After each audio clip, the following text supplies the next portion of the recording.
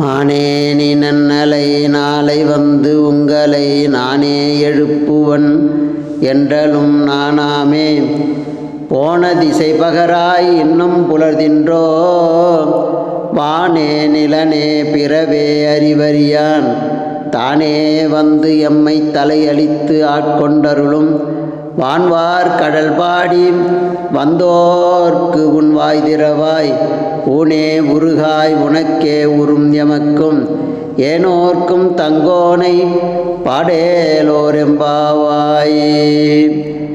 எல்லாம் அல்ல செந்தமிழ் சொக்கநாத பெருமானுடைய திருவருளையும் தர்மயாதின குருமணிகளினுடைய குருவருளையும் சிந்திக்கின்றோம். மார்கழி மாதம் தேவர்களெல்லாம் இறைவனை அர்ச்சித்து பேறு பெறுகின்ற காலம் இந்த காலம். ஓசோன் என்கின்ற காற்று நமக்கு கிடைக்கின்ற காலம் இந்த காலம். மற்ற மாதங்களிலெல்லாம் நாம் சூரியன் உதித்த பிறகு எழுந்திருக்கின்ற நாம் இந்த காலத்தில் மட்டும் 3 மணி முதல் 5 மணிக்குள் எல்லா திருக்கோயில்களிலேயும் பூசைகள் நடைபெற்று ஆங்காங்கே பக்தி சிரத்தையோடு பஜனை பாடுவதும் திருமுறைகள் பாடுவதும் திருவம்பாவை திருப்பாவை பாடுவதும் போன்ற பணிகளை எல்லாம் மாட்டு மக்கள் செய்வார்கள். பெண்கள் எல்லாம் அவர்கள் தங்களுடைய இல்லங்களிலே வாசற்படியில் கோலமிட்டு விரதங்கள் மேற்கொண்டு நல்ல கணவனும் நாடு செழிக்க மழையும் பொழிய வேண்டும் என்று விரதம் இருப்பார்கள். அப்படி அந்த பெண்கள் சேர்ந்து நீராட செல்வார்கள் ஆற்று நீற்றுக்கு. அப்படி அந்த ஆற்று நீரை நீராட செல்வதற்காக ஒரு பெண் மற்றொரு பெண்ணை எழுப்புவது போன்று அமைந்திருப்பது தான் இந்த திருவம்பாவை பதிகமாகும். மானே நீ நன்னலை நாளை வந்து உங்களை நானே எழுப்பவன் என்றலும் நானாமே போன திசை பகராய். மானே மானை போன்று மருட்சியை உடைய பெண்ணே, நன்னலை நீ நன்னலை என்றால் நேற்றைய நாள் நானே வந்து உங்களை எழுப்புவன். அதனால் நாளைக்கு நான் வந்து எழுப்புகிறேன், நீங்கள் எல்லாம் இன்றைக்கு போங்க அப்படின்னு சொல்லி நேற்றைய நாள் சொன்னேயே. ஆனால் இன்றைக்கி வந்து பார்க்கிறோம், நீ இன்னும் பள்ளியறையை விட்டு எழுந்திருக்கவே இல்லையே, கதவை திறக்கவே இல்லையே, எங்களோடு நீராட வருகிறாயா இல்லையா, ஏன் இப்படி பொய்மையாக இருக்கிற, உனக்கு வெட்கம் என்பதே இல்லையா, பொய் சொல்லுகிறோமே என்கின்ற வெட்கம் இல்லையா என்று ஒரு பெண் கேட்கிறாள். மானே நீ நன்னலை நாளை வந்து உங்களை நானே எழுப்புவன் என்றலும் நேற்றைக்கு என்ன சொன்னாய், நாளை நான் வந்து உங்களை எழுப்புகிறேன் என்று நான் முந்தியே எழுந்து விடுவேன் என்று சொன்னாயே, அந்த சொல்லுக்கு என்ன பொருள்? இப்போது அதுக்கு வெட்கமில்லாமல் நானாமே அதுக்கு கூசி குறுகாமல் போன திசை பகராய் எங்கே போனாய் என்று சொல்லவே இல்லையே, மறைந்திருக்கிறாயே பகராய். இன்னும் புலர்தின்ற உனக்கு இன்னும் சூரியன் விடியற்காலை பொழுது வரவில்லையா, நாங்களெல்லாம் எழுந்து வந்து விட்டோமே, உன்னுடைய வாயிலே இப்படிப்பட்ட ஒரு பொருள் இருக்கிறதே, வெட்கம் இருக்கிறதே என்று சொல்கிறார். வானே வானமாக ஆகாயமே, நிலனே பூமியே, பிறவே அறிவறியான்.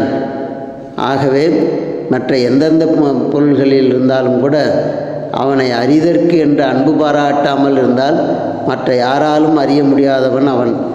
அப்படிப்பட்ட இறைவன் தானே வந்து எம்மை தலையளித்தாட்கொண்டருளும் வான்வார் கடல்பாடி வந்தோர்க்கு உன் வாய் திறவாய். இறைவன் தானே வந்து தலையளித்தாட்கொள்கிறான். ஆனால் தான் எடுத்து எமை சுமப்பான் என்று திருவருட்பயன் சொல்லுகிறது. எடுத்து சுமப்பான் என்று. அப்படி நம்மை மலமாசைகளில் கடக்கின்றவர்களை இறைவன் எடுத்து கருணையோடு அரவணைக்கின்றான். அதைத்தான் தானே வந்து தலையளித்து ஆட்கொண்டருளும். அது நம் மீது வைத்திருக்கின்ற கருணையின் காரணமாக இறைவன் தலையளித்து ஆட்கொண்டருளும் வான்வார் கடல் பாடி அப்படிப்பட்ட புகழ் மிகுந்த அவனுடைய திருவடியை பாடி வந்தோர்க்கு உன் வாய் திறவாய். அப்படி இருக்கின்ற இவர்களுக்கெல்லாம் நீ வாய் திறவாமல் இருக்கின்றாயே, வந்தவர்களாகிய எங்களுக்கு நீ ஒரு வார்த்தை கூட பேசாமல் இன்னும் பள்ளியறையிலேயே இருக்கிறாயே, வாய் திறவாய். ஊனே உருகாய், உன்னுடைய உடம்புல உருக்கமே இல்லையா? உனக்கே உறும் எமக்கு, இதெல்லாம் உனக்கு தான் பொருந்தும். ஆகவே ஏனோர்க்கும் தங்கோனை, எமக்கும் பிறர்க்கும் தலைவனாக இருப்பவனை எழுந்து வந்து பாடுவாயாக. அந்த இறைவன் பொதுத்தன்மையாக இருக்கிறான்.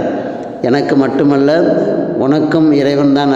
இறைவனை வழிபட்டவர்களுக்கும் வழிபடாதவர்களுக்கும் இறைவன் கருணை காட்டுகிறான். ஏனென்றால் அவன் ஒரு குழந்தை, தாய், இன்னொரு பிள்ளை இருக்கிறார்கள். இப்படி இருக்கின்ற போது ஒரு குழந்தைக்கு வேண்டிய உணவு கொடுப்பார், ஒரு குழந்தைக்கு கஞ்சி கொடுப்பார். காரணம் என்ன என்று சொன்னால், அந்த குழைக்கு உடல்நிலை பாதிக்கப்பட்டிருக்கிறது. ஆயினால் அந்த குழந்தைக்கு அந்த உடல்நிலை சரியாகின்ற வரைக்கும் அதற்கு கஞ்சி கொடுத்திருப்பதினால் அந்த குழந்தையை ஒரு தாய் வஞ்சிக்கிறாள் என்று யாரும் சொல்ல மாட்டார்கள்.